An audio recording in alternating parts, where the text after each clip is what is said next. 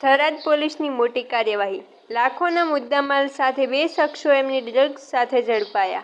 ગુજરાત સરકારની નશાબંધી અંગેની zero tolerance નીતિને સફળ બનાવવા માટે બનાસકાંઠા પોલીસ એક્શન મોડમાં આવી છે.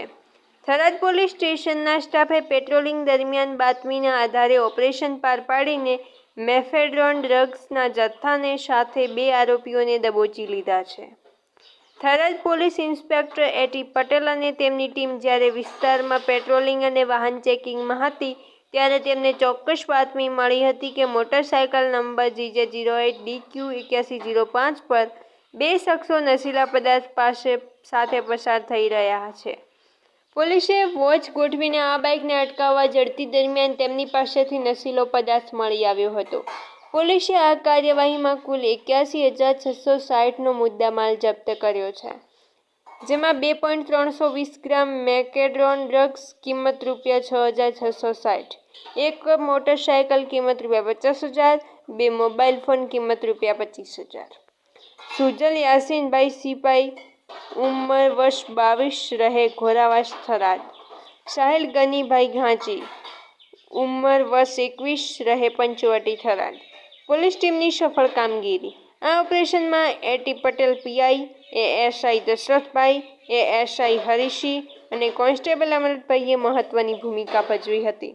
હાલમાં પોલીસે બંને આરોપીઓ વિરુદ્ધ એનડીપીએસ એક્ટ મુજબ ગુનો નોંધીને વધુ તપાસ હાથ ધરી છે. આ ડ્રગ્સ તેઓ ક્યાંથી લાવ્યા હતા અને કોને આપવાના હતા?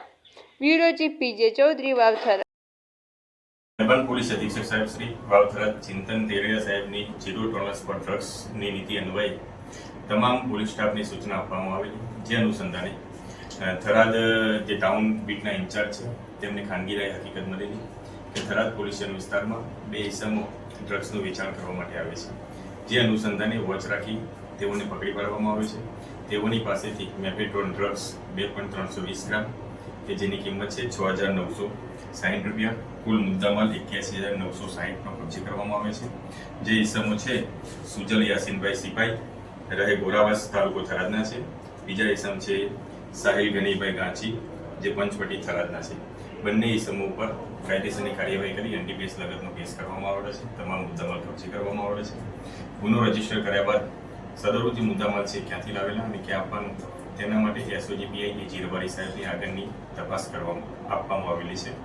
અને હું આપ સૌના માધ્યમથી જે આવી અનિચ્છનીય પ્રવૃત્તિ કરતા ઇસમો છે તેમને જણાવવા માગું છું કે એસપી સાહેબનો સ્પષ્ટ સંદેશ છે કે આવું જો કરતા હોય તો સુધરી જાઓ, નહીંતર કોઈ પણ ગુનેગારને છોડવામાં નહીં આવે. ગુનેગાર વિરુદ્ધ કેસ ના વિરુદ્ધમાં હાલ તપાસ ચાલુમાં છે.